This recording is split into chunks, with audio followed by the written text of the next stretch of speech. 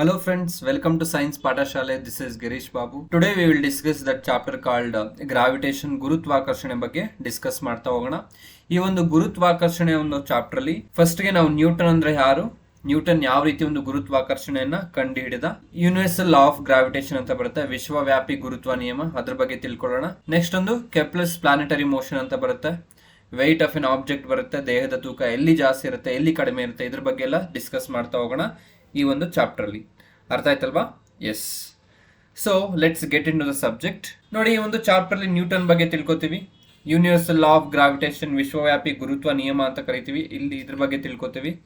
So next acceleration due to gravity ಅಂತ ಕರಿತೀವಿ, ಗುರುತ್ವ ವೇಗೋತ್ಕರ್ಷ, ಮಾಸ್ ರಾಶಿ, ವೆಯ್ಟ್ ತೂಕ, ವೆಯ್ಟ್ ಆಫ್ ಎನ್ ಆಬ್ಜೆಕ್ಟ್ ಒಂದು ವಸ್ತುವಿನ ತೂಕ ಎಲ್ಲಿ ಯಾವ ರೀತಿ ವೇರಿ ಆಗ್ತಾ ಹೋಗುತ್ತೆ ಅಂತ ತಿಳ್ಕೊತೀವಿ. Next coming to the weightlessness ಅಂತ ಕರಿತೀವಿ, ಅಂದ್ರೆ ತೂಕರಾಹಿತ್ಯ ಸ್ಥಿತಿ ಅಂತ ಕರಿತೀವಿ. Clear? So one by one discuss ಮಾಡ್ತಾ ಹೋಗೋಣ. ನೋಡಿ, ಮೊದಲಿಗೆ gravitation is a force of attraction between two bodies.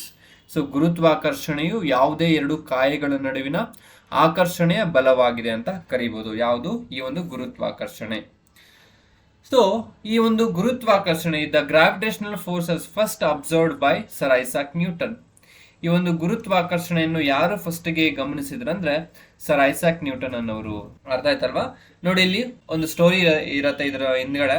ಏನಪ್ಪಾ ಅಂದ್ರೆ, ನ್ಯೂಟನ್ ಒಂದು ಆಪಲ್ ಮರದ ಕೆಳಗಡೆ ಕೂತ್ಕೊಂಡಿರ್ತಾನೆ. ಇದ್ದಕ್ಕಿದ್ದಂಗೆ ಆಪಲ್ ಬಂದು ಕೆಳಗೆ ಬೀಳತ್ತೆ. ಅವಾಗ ಅವನು ಗಮನಿಸ್ತಾನೆ, ಒಂದು ಆಪಲ್ ಬಂದು ಕೆಳಗೆ ಯಾಕೆ ಬೀಳ್ಬೇಕು, ಅದು ಮೇಲಕ್ಕೆ ಯಾಕೆ ಹೋಗ್ಬಾರ್ದು ಅಂತ ಹೇಳ್ಬಿಟ್ಟು ಅವನು ಫರ್ದರ್ ಒಂದು ರಿಸರ್ಚ್ ಮಾಡ್ತಾ ಮಾಡ್ತಾ ಹೋಗ್ತಾ ಹೋಗ್ತಾ ಅವನಿಗೆ ಗೊತ್ತಾಯ್ತು, that is because of gravity ಅಂತ ಹೇಳ್ಬಿಟ್ಟು. ಕ್ಲಿಯರ್? ಸೊ ಒಂದು ಗುರುತ್ವಾಕರ್ಷಣೆ ಬಲದಿಂದ ಒಂದು ಆಪಲ್ ಬಂದು ಕೆಳಗೆ ಬೀಳ್ತಿದೆ ಅಂತ ಗೊತ್ತಾಯ್ತು. ಯಾರಿಗೆ? ಈ ಒಂದು ನ್ಯೂಟನ್ಗೆ. ಕ್ಲಿಯರ್? ಎಸ್. ನೆಕ್ಸ್ಟ್ ನೋಡಿ, very important, weakest force in the universe is that is the gravitational force. Gravitational force ಆಗಿರುತ್ತೆ. Gravitational force. ವಿಶ್ವದ ಅತ್ಯಂತ ದುರ್ಬಲ ಬಲ ಯಾವುದು ಅಂದ್ರೆ ಗುರುತ್ವಾಕರ್ಷಣೆ ಬಲ ಅಂತ ಕರಿತೀವಿ. ದುರ್ಬಲ ಬಲ ಯಾವುದು? ಗುರುತ್ವಾಕರ್ಷಣೆ ಬಲ. ವೆರಿ ಇಂಪಾರ್ಟೆಂಟ್ ಕ್ವಶನ್ ಕೇಳಿದರೆ. ವಿಶ್ವದ ಅತ್ಯಂತ ದುರ್ಬಲ ಬಲ ಯಾವುದು ಅಂತ ಕ್ವಶನ್ ಕೇಳಿದರೆ, ಅಥವಾ weakest force in the universe is that is gravitational force. ಯಾಕೆ ಒಂದು ಗ್ರಾವಿಟೇಷನಲ್ ಫೋರ್ಸ್ ವೀಕೆಸ್ಟ್ ಫೋರ್ಸ್ ಅಪ್ಪ ಅಂದ್ರೆ, ಇದು ಡಿಸ್ಟೆನ್ಸ್ ಮೇಲೆ ಡಿಪೆಂಡ್ ಆಗಿದೆ. ಎರಡು ಕಾಯಿಗಳ ನಡುವಿನ ಒಂದು ಡಿಸ್ಟೆನ್ಸ್ ಅನ್ನೋದು ಜಾಸ್ತಿ ಆದಂಗೆಲ್ಲ ಹೋದಂಗೆಲ್ಲ ಏನಾಗುತ್ತೆ, ಒಂದು ಗ್ರಾವಿಟೇಷನ್ ಅನ್ನೋದು ಕಡಿಮೆ ಆಗ್ತಾ ಹೋಗುತ್ತೆ. ನೆನ್ಪಿಡಬೇಕು. Clear? Yes. See here, the strongest force in the universe is that is nuclear force. ವಿಶ್ವದ ಅತ್ಯಂತ ಪ್ರಬಲ ಬಲ ಯಾವುದು ಅಂದ್ರೆ ದಟ್ ಈಸ್ ಬೈಜಿಕ ಬಲವಾಗಿರುತ್ತೆ, ನ್ಯೂಕ್ಲಿಯರ್ ಫೋರ್ಸ್ ಆಗಿರುತ್ತೆ. ನೋಡಿ, ವಿಶ್ವದ ಅತ್ಯಂತ ದುರ್ಬಲ ಬಲ ಯಾವುದು ಅಂದ್ರೆ ಗ್ರಾವಿಟೇಷನಲ್ ಫೋರ್ಸ್. ವಿಶ್ವದ ಅತ್ಯಂತ ಪ್ರಬಲ ಬಲ ಯಾವುದು ಅಂದ್ರೆ ದಟ್ ಈಸ್ ಬೈಜಿಕ ಬಲ ಅಥವಾ ನ್ಯೂಕ್ಲಿಯರ್ ಫೋರ್ಸ್ ಅಂತ ಕರಿತೀವಿ. ಕ್ಲಿಯರ್? ಎಸ್. ನೋಡಿ, gravitation is a force of attraction between any two bodies. ಈಗ ತಾನೇ ನೋಡಿದ್ವಿ, all the objects in the universe attract each other certain amount of force, but most of the cases the force is too weak to absorb due to the very large distance separation. Effect of gravity becomes weaker as object move away. ಅಂದ್ರೆ ಈಗ ತಾನೇ ನಾವು discuss ಮಾಡಿದ್ವಲ್ಲ, universe ಅಲ್ಲಿ ವಿಶ್ವದಲ್ಲಿ ಅತ್ಯಂತ ಒಂದು ದುರ್ಬಲ ಬಲ ಯಾವುದು? ದಟ್ ಈಸ್ ಗುರುತ್ವಾಕರ್ಷಣೆ ಬಲ. ಯಾಕೆ ಇದು ದುರ್ಬಲ ಅಂದ್ರೆ, ಇದು ಡಿಸ್ಟೆನ್ಸ್ ಮೇಲೆ ಡಿಪೆಂಡ್ ಆಗಿರುತ್ತೆ, ದೂರದ ಮೇಲೆ ಡಿಪೆಂಡ್ ಆಗಿರುತ್ತೆ. ದೂರ ಜಾಸ್ತಿ ಆದಂಗೆಲ್ಲ ಏನಾಗುತ್ತೆ, ಒಂದು ಗ್ರಾವಿಟೇಷನಲ್ ಫೋರ್ಸ್ ಅನ್ನೋದು ಕಡಿಮೆ ಆಗ್ತಾ ಹೋಗುತ್ತೆ. It will decreases with increasing distance. So ಈ ಗುರುತ್ವಾಕರ್ಷಣೆ ಯಾವುದೇ ಎರಡು ಕಾಯಗಳ ನಡುವಿನ ಆಕರ್ಷಣೆ ಬಲವಾಗಿದೆ. ಬ್ರಹ್ಮಾಂಡದ ಎಲ್ಲಾ ವಸ್ತುಗಳು ನಿರ್ದಿಷ್ಟ ಪ್ರಮಾಣದ ಬಲದಿಂದ ಪರಸ್ಪರ ಆಕರ್ಷಿಸುತ್ತವೆ, ಆದರೆ ಹೆಚ್ಚಿನ ಸಂದರ್ಭಗಳಲ್ಲಿ ಪ್ರತ್ಯೇಕತೆಯ ದೊಡ್ಡ ಅಂತರದಿಂದಾಗಿ ಬಲವು ತುಂಬಾ ದುರ್ಬಲವಾಗಿರುತ್ತೆ. ಜೊತೆಗೆ ಗುರುತ್ವಾಕರ್ಷಣೆಯ ವ್ಯಾಪ್ತಿಯು ಅಪರಿಮಿತವಾಗಿದೆ, ಆದರೆ ವಸ್ತುಗಳು ದೂರ ಹೋದಂತೆ ಪರಿಣಾಮವು ದುರ್ಬಲ ಆಗ್ತಾ ಹೋಗುತ್ತೆ. ಗ್ರಾವಿಟೇಷನಲ್ ಫೋರ್ಸ್ ಅಥವಾ ಗ್ರಾವಿಟೇಷನಲ್ ಗುರುತ್ವಾಕರ್ಷಣೆ ಬಲ ಅನ್ನೋದು ಕಡಿಮೆ ಆಗ್ತಾ ಹೋಗುತ್ತೆ ದೂರ ಹೋದಂಗೆಲ್ಲ. ಅರ್ಥ ಆಯ್ತಲ್ವಾ? ಎಸ್. ನೋಡಿ, this force of attraction was first observed by sir Isaac Newton, was presented as Newton's laws of gravitation in the year 1680. So however, gravitation can be generally exist in two main instances. So ನಾವು ಎರಡು ರೀತಿಯಲ್ಲಿ ಒಂದು ಗ್ರಾವಿಟಿನ ನೋಡ್ತಾ ಹೋಗ್ಬೋದು. ಅದು ಯಾವ ರೀತಿ ಅಂತ ಮುಂದೆ ನೋಡ್ತಾ ಹೋಗೋಣ. ನೋಡಿ, ಎಷ್ಟರಲ್ಲಿ ಗಮನಿಸಿದ್ರು? 1680 ಗಮನಿಸಿದ್ರು. ಯಾರು? Sir Isaac Newton. ಅದು ಎರಡು ರೀತಿಯಲ್ಲಿ ನಾವು ಒಂದು ಗ್ರಾವಿಟಿನ ನೋಡ್ತಾ ಹೋಗ್ಬೋದು ಅಂತ ಮುಂದೆ ನೋಡೋಣ. ನೋಡಿ, gravitation may be attraction of object by the earth. ಗುರುತ್ವಾಕರ್ಷಣೆಯು ಭೂಮಿಯ ಮೂಲಕ ವಸ್ತುಗಳ ಆಕರ್ಷಣೆ ಆಗಿರಬಹುದು, ಒಂದು ಕೇಸ್ ಆಗಿರುತ್ತೆ. ಸೊ ಭೂಮಿ ಮೇಲೆ ಯಾವುದೇ ಒಂದು ವಸ್ತು ಇದೆ, ಅದೇನ್ ಬರ್ತದೆ, ಭೂಮಿ ಕಡೆ ಬರ್ತದೆ. ನೋಡಿ ಇಲ್ಲಿ, if a body or ball thrown upwards, it reaches a certain height and falls downwards, becomes gravity of the earth. So ನಾವು ಒಂದು ಬಾಲನ್ನ ಮೇಲೆ ಎಸೆದಾಗ ಒಂದು ಸ್ವಲ್ಪ ಅಮೌಂಟ್ ರೀಚ್ ಆಗುತ್ತೆ, ಎಷ್ಟು ಮ್ಯಾಕ್ಸಿಮಮ್ ರೀಚ್ ಆಗುತ್ತೋ ಅಷ್ಟು ರೀಚ್ ಆಗುತ್ತೆ. ಆ ಒಂದು ರೀಚ್ ಆದ್ಮೇಲೆ ಏನಾಗುತ್ತೆ, ಅದು ಮತ್ತೆ ಒಂದು ಭೂಮಿ ಕಡೆ ಬರುತ್ತೆ. Because of gravitational full, gravitational force ಆಗಿರುತ್ತೆ. ಕ್ಲಿಯರ್? ನೋಡಿ, ಒಂದು ಚೆಂಡನ್ನು ಮೇಲಕ್ಕೆ ಎಸೆದರೆ ಒಂದು ನಿರ್ದಿಷ್ಟ ಎತ್ತರದವರೆಗೆ ಅದು ತಲುಪುತ್ತೆ, ನಂತರ ಭೂಮಿಯ ಗುರುತ್ವಾಕರ್ಷಣೆಯಿಂದ ಅದು ಕೆಳಗೆ ಬೀಳುತ್ತೆ. ಇಲ್ಲಿ ಗಮನಿಸಬಹುದು, ನಾವೊಂದು ಬಾಲ್ ಬಿಡ್ತಿದ್ದೀವಿ, ಅದು ಕೆಳಗೆ ಬೀಳ್ತಾ ಇದೆ. ಒಬ್ಬ ಮನುಷ್ಯ ಯಾವ ಕಡೆ ಬರ್ತಿದ್ದಾನೆ, ಭೂಮಿಯ ಕಡೆ ಬರ್ತಿದ್ದಾನೆ, ಡ್ಯೂ ಟು ಗ್ರಾವಿಟೇಷನಲ್ ಫೋರ್ಸ್. ಅರ್ಥ ಆಯ್ತಲ್ವಾ? ಎಸ್. ಇನ್ನೊಂದು ನೋಡಿ, gravitation may be attraction of object in outer space. ಗುರುತ್ವಾಕರ್ಷಣೆಯು ಬಾಹ್ಯಾಕಾಶದಲ್ಲಿನ ವಸ್ತುಗಳ ಆಕರ್ಷಣೆಯಾಗಿರಬಹುದು. ಈ ಒಂದು ಗುರುತ್ವಾಕರ್ಷಣೆ ಬಲ ಏನಿದೆ, ಅದು ಎರಡು ರೀತಿಯಲ್ಲಿ ನಾವು ಎಕ್ಸ್ಪ್ಲೇನ್ ಮಾಡಬಹುದು. ಒಂದು ಯಾವುದು, ಭೂಮಿ ಮತ್ತೆ ಭೂಮಿಯ ಮೇಲೆ ಇರುವ ವಸ್ತುಗಳ ನಡುವೆ ಗ್ರಾವಿಟೇಷನ್. ಎರಡನೇದೇನಪ್ಪಾ ಅಂದ್ರೆ, ಬಾಹ್ಯಾಕಾಶದಲ್ಲಿರುವ ಒಂದು ವಸ್ತುಗಳ ನಡುವೆ ಒಂದು ಆಕರ್ಷಣೆ ಆಗಿರುತ್ತೆ. For example, force of attraction between planets and son. ಗ್ರಹಗಳು ಮತ್ತು ಸೂರ್ಯನ ನಡುವೆ ಆಕರ್ಷಣೆ ಬಲವಾಗಿರುತ್ತೆ. ಅರ್ಥ ಆಯ್ತಲ್ವಾ? ಇದೊಂದು ಕೇಸ್ ಆಗಿರುತ್ತೆ. ನೋಡಿ, ಇಲ್ಲಿ ಸೂರ್ಯ ಇಲ್ಲಿದ್ದಾನೆ, ಎಲ್ಲಾ ಗ್ರಹಗಳು ಸೂರ್ಯನ ಸುತ್ತ ಸುತ್ತಾ ಇದಾವೆ. ಕ್ಲಿಯರ್? ಸೊ ಇದು ಎರಡನೇ ಕೇಸ್ ಆಗಿರುತ್ತೆ, force of attraction between objects in outer space. Clear? Yes. Next ನೋಡಿ, ಯೂನಿವರ್ಸಲ್ ಗ್ರಾವಿಟೇಷನಲ್ ಲಾ, ವಿಶ್ವವ್ಯಾಪಿ ಗುರುತ್ವ ನಿಯಮ ಅಂತ ಕರಿತೀವಿ. ವೆರಿ ಇಂಪಾರ್ಟೆಂಟ್ ಆಗಿರುತ್ತೆ. ಏನು ಅಪ್ಪ ಈ ಒಂದು ವಿಶ್ವವ್ಯಾಪಿ ಗುರುತ್ವ ನಿಯಮ ಅಂದ್ರೆ ಇಂಪಾರ್ಟೆಂಟ್ ಆಗಿರುತ್ತೆ. ಸೊ ನೋಡಿ, every particle attracts every other particles in the universe with A force that is directly proportional to the product of their masses and inversely proportional to the square of distance between them. So ಅಂದ್ರೆ ಏನ್ ಹೇಳ್ತಿದ್ದಾನೆ, ವಿಶ್ವದ ಪ್ರತಿಯೊಂದು ಕಣವು ಬೇರೆ ಪ್ರತಿಯೊಂದು ಕಣವನ್ನು ಆಕರ್ಷಿಸುತ್ತದೆ. ಈ ಆಕರ್ಷಣ ಬಲ ಕಣಗಳ ರಾಶಿಗಳ ಗುಣಲಬ್ಧಕ್ಕೆ ನೇರ ಅನುಪಾತದಲ್ಲಿಯೂ ಮತ್ತು ಅವುಗಳ ನಡುವಿನ ದೂರದ ವರ್ಗಕ್ಕೆ ವಿಲೋಮಾನುಪಾತದಲ್ಲಿಯೂ ಇರುತ್ತದೆ. ಸೊ ಎಕ್ಸಾಂಪಲ್ ಈಕ್ವೇಶನ್ ಏನ್ ಕೊಡ್ಬೋದು ನೋಡಿ, ಇಲ್ಲಿ F is proportional to product of their masses and inversely proportional to distance between them. ನೋಡಿ, ಇಲ್ಲಿ ಸ್ಟೇಟ್ಮೆಂಟ್ ಕರೆಕ್ಟ್ ಆಗಿ ನೋಡೋಣ. ನೋಡಿ, ಇಲ್ಲೊಂದು ಪಾರ್ಟಿಕಲ್ ಇದೆ, ಇದೊಂದು ಪಾರ್ಟಿಕಲ್.